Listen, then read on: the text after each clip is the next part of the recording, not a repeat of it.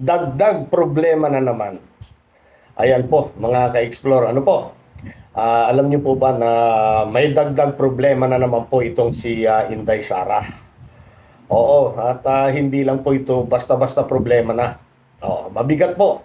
Mabigat na po itong problema. Opo, mabigat po itong problema ni Inday Sara. Kung sa impeachment ay wala po siyang kulong, dito po, kinakabahan na po si Inday.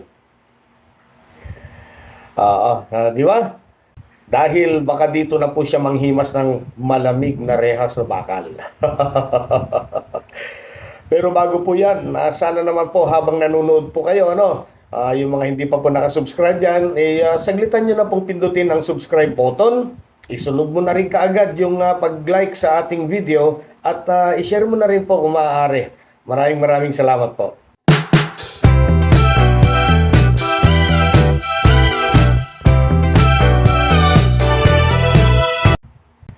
Okay, magandang araw po sa ating mga ka-explore. Magandang araw, magandang umaga, magandang tanghali, magandang gabi. Saan mang sulok kayo ng mundo naroon, sana po'y nasa mabuting kalagayan po kayong lahat.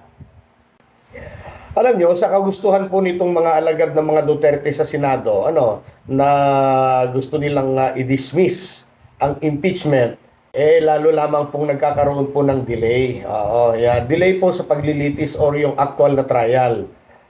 Ang Senado ay sinisisi ang Kamara kung saan nasa kanila daw ang problema.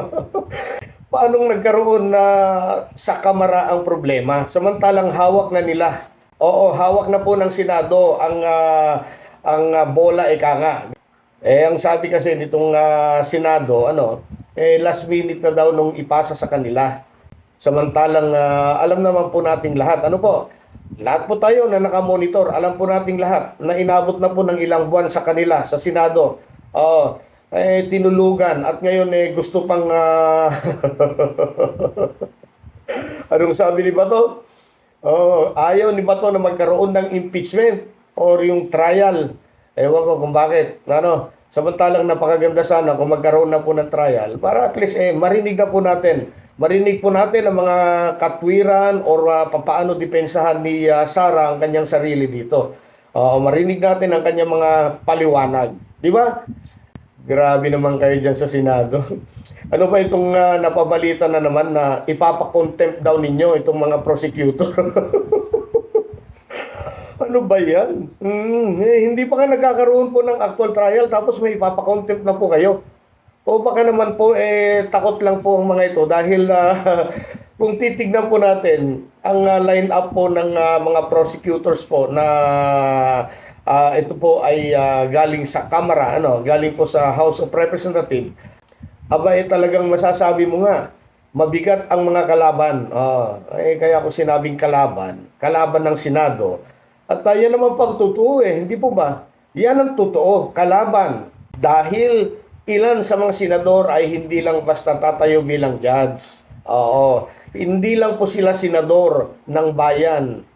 Tumatayo silang senador ng iisang tao lang. Di ba?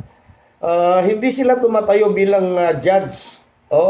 Kundi tumatayo din po sila bilang abogado ni Sara.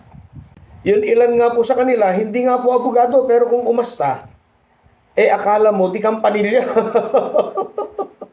Ngayon, parang nagalit na yata, mga kababayan, mga ka-explore, parang nagalit na yata ang Kamara nagalit na ang Kamara. At sa galit nila, ewan ko lang parang ganun Parang ganun na, parang nainis o kaya nagalit na sila. Ayun, biglang lumabas itong balita. Inire-recommendang kasuhan o maghain na po ng reklamo laban po kay Inday Sara Duterte. At ito ay may kaugnayan dun sa issue ng paggamit po ng confidential funds. Yung confidential funds na doble-doble. Mayroon na nga po sa OBP, mayroon pa sa DepEd. Pakinggan po natin ang balita at ito ay courtesy po ng GMA News. Inirekomenda ng Kamara ang paghahain ng mga reklamo laban kay Vice President Sara Duterte kaugnay sa issue ng paggamit ng confidential funds ng kanyang opisina at ng DepEd. Nakatutok si Tia Pangaliban Perez.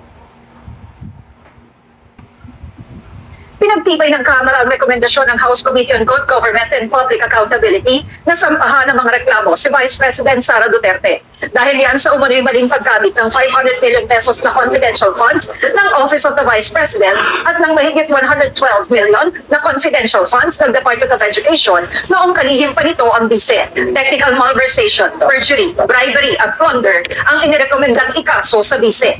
This is the only and first Vice President to request excessive amount of confidential funds in comparison with the past Vice President. Ang rekomendasyon base sa mga isinagawang pagdinig ng komite na inisnab naman daw ng mga ipinatawag na opisyal. It stemmed from the refusal to answer key questions. Vice President Sara skipped multiple hearings labeling them as political theater and issued travel orders to invited officials as excuse for their in-attendance. Binanggit din ni Chua ang alegasyon ng ilang dating DepEd officials na sangkot sa procurement na nakatanggap sila ng white envelopes na naglalaman ng pera mula sa isang tauhan ng BISE. Gayon din ang mga kaduda-dudang pangalang nakapirma sa mga acknowledgement receipt o resibo ng mga binigyan umano ng confidential funds, kabilang ang ilang kapangalan ng mga chichirya at cellphone. Questionable acknowledgement receipt were established. Dubious or fabricated with fictitious, repeated names, similar handwriting. We received a certification from the PSA claiming that no such name exists. Sinasyon din kung bakit kinailangang gumamit ng confidential funds ang BISE. The OBP does not have a national security mandate and use confidential funds on programs, activities, and projects not in the PFP. Pinagtibay rin ang rekomendasyon magsampa ng criminal, civil at administrative charges para sa technical malversation, falsification, use of falsified documents, perjury, bribery, corruption of public officers, plunder, betrayal of public trust, at culpable violation of the Constitution laban sa iba pang opisyal ng OVP at DepEd. Pinagtibay rin ang rekomendasyong higpitan ang requirements sa paggamit ng confidential funds, lalo ng mga ahensyang sibilyan, at bigatan ng parusa sa lulustay nito. Ayan, napakinggan po ninyo ang balita. Maraming salamat po, GMA News. Kabilang po dito sa mga nabanggit ay talagang mabibigat po. Kabilang dito ang technical malversation. Pasensya na po kayo, talagang bulol po ako. At yung narinig ko kanina, kasama rin po doon yung perjury, bribery, at saka ito pong plunder. Ayan. Kaya diniinan ko po yung plunder Plunder. Ayan, mabigat po na kaso yan. Ayan, naku po. Damay-damay na po. Pati mga dating opisyal ni Sara Duterte, kabadong-kabado na.